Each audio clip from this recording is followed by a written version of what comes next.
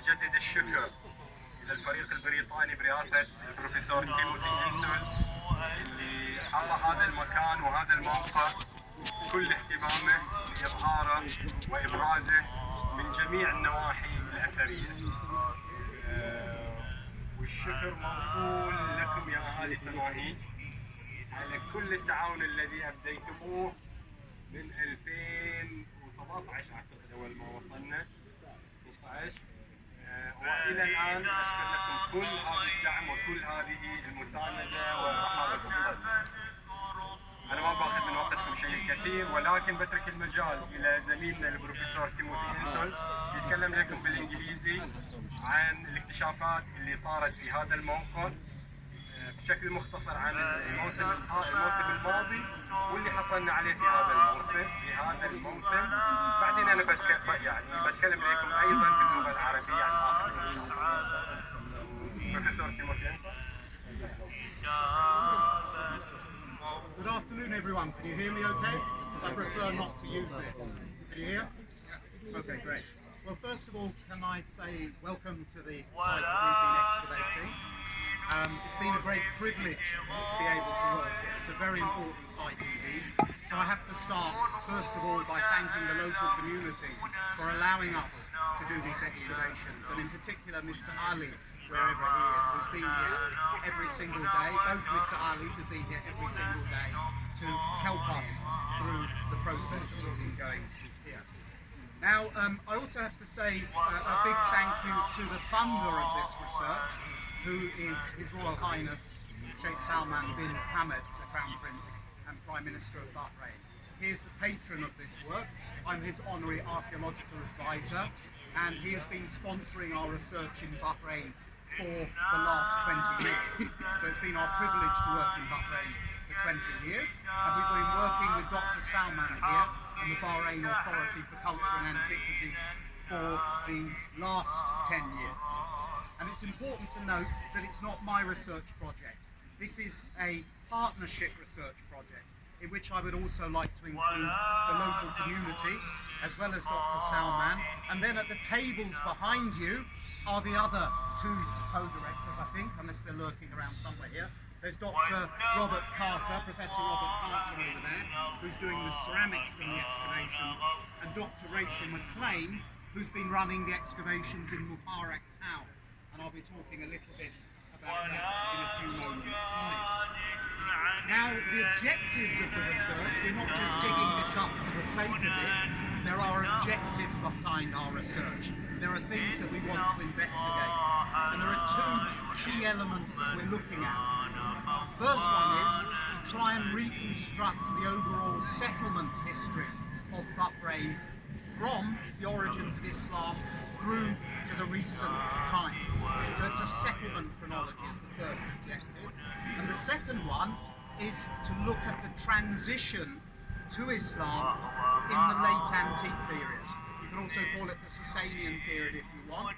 But from what we see here, there were now several Christian communities who gave up Christianity and converted to Islam. And what we wanted to do was to investigate this sort of almost missing period of history through the archaeological evidence and through the material culture. So this is the emphasis that we're having, is upon the archaeological material. Now what we've been able to do, firstly, 2 years ago and this year, is to be able to confirm the date of this building. And we've done this. We've got, if you look below, you've got a modern mosque on the top, well not modern, a recent mosque on the top, with below this an original building, and I'll come on to the function in a moment. And this dates from the 6th to 7th centuries of the Common Era. And we've dated this through radiocarbon dating, through processing the charcoal samples, but also through the ceramics that we have as well. So the pottery, the types of pottery that are on the table out there that Professor Carter is studying give us an idea of the date as well. And these are exactly the types of ceramics that you would expect to find in an immediately pre-Islamic site, which are very rare indeed in Bahrain, but which a few examples have been excavated elsewhere in the Gulf. So these ceramics give us an idea of chronology, but they also show us the connections that the community, this Christian community that was living here in the 6th to 7th century had.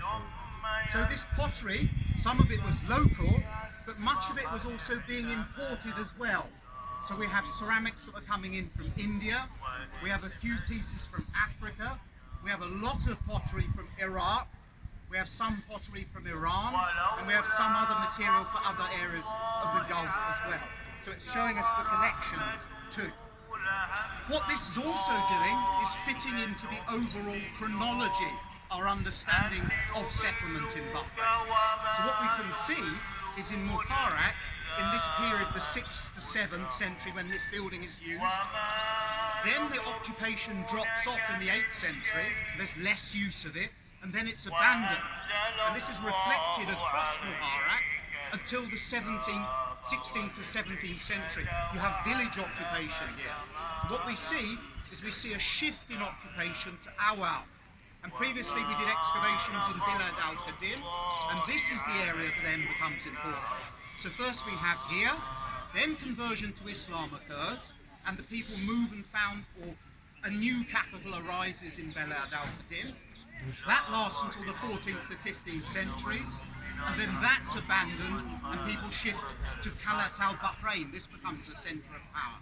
And then when this comes to an end, you again see the rise of Mukharak, but the shift in power is down to Mukharak town, and that coincides with the rise of the pearling industry as well. So we're being able to reconstruct, and remember this is from archaeological evidence, it's not from the historical data, from the archaeological evidence, this narrative of settlement, of this missing period being able to be fitted into it. Now looking to the function of this building, there's been a debate whether it was a church or was it a monastery. We can discount this. It is not a church, it is not a monastery, it's not a place of prayer. What we think this is, we're fairly certain we understand now, is it was the palace where the bishop, the religious leader of this Christian community lived. And we know in the historical sources that there is references to a bishopric of Mashmaheghs, which is a corruption, of course, of Samaheej. And it would appear that it was the bishop of Mashmaheghs that lived in this building here. It's a good enough type of structure to have been inhabited by someone who was wealthy. We've been able to reconstruct some of the function of the different rooms in here. So if you look inside there, those two central rooms there, these were living rooms, we're fairly sure. We know this because if you look on the tables, you'll see that beautifully decorated plaster with different patterns and such like on. That fits within the repertoire of Sasanian or Christian plasterwork. That only comes from these two rooms in here. Elsewhere in the building, the majority of the plasterwork was plain. It was more ordinary. So they were focusing the decoration in the rooms that were potentially lived in by the bishop here. We haven't yet been able to ascertain how they entered the living rooms, but we think it was probably under where the Qibla, the mihrab, was of the mosque, so on this wall here, but the evidence for it has been destroyed at the back where those slabs are there. But we're almost certain that that was the entrance way into here. And if you look around afterwards, you'll see that we've done a test excavation there, and there's an area of plaster floor that we've uncovered outside the building. Now that's very important indeed, because that suggests to us that there may have been a patio or outside area that was linked with what is called an Iwan. An Iwan is like a domed antechamber. You see it in Iraq, you see it in Iran. It's sort of like an open reception room. And we think there was possibly an Iwan on this end here, and then you went through that and you entered into the bishop's palace there. We've got certain parallels to that. Something else that tells us that this was the palace or the house of someone who was important is the fact that it's very clean. There's very little rubbish inside of it. So they were taking great care in sweeping up, for example, the animal bones and the remains of the meals that they had. Normally, if we compare it with what we have in Mukharak town, you would find a lot of animal remains and such like in there. Here we're getting very little. And again, I would encourage you to look at the material that the students have laid out to show you the types of evidence that we examine here. And what we see, when you look at the species that are represented here, there are two main categories that were being eaten. Fish, they were eating lots and lots of fish, and we have the fish bones there. and pig, domesticated pig. So these were Christians eating something that of course is haram to Muslims. And when you see the conversion to Islam, you look in the archaeological record, you no longer see the pig remains. So this is a good indicator that these people here were Christian as well. This dietary evidence is very important because we don't actually have any indicators of their religion here. We've got possibly a stone slab with a cross on it, but it's open to interpretation. We've got one potsherd with a cross on it, but we don't have a lot of material showing that. So we have to look at all the evidence. Now this room here is also very interesting. So there's the living rooms. We come into this room here. This room we think was a work room.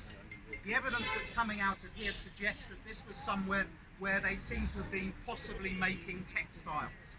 And we know from historical sources that these sorts of elite Christian houses were the centres for textile production, particularly the embroidery, where they sewing in, for example, bits of metalwork or silken threads and things like that. How do we know that? We've got spindle whorls that are used for spinning the yarn. We've got sewing needles, and we also had two small furnaces that we found in there that had been used for smelting copper, very fine metalwork that was possibly associated with this textile production. So you've got living room, workroom, then this long room here that last year we thought extended all the way to the back there is actually subdivided. Can you see there's a piece of the original wall here with two grades next to it, just there. This, we're almost certain, was the dining room.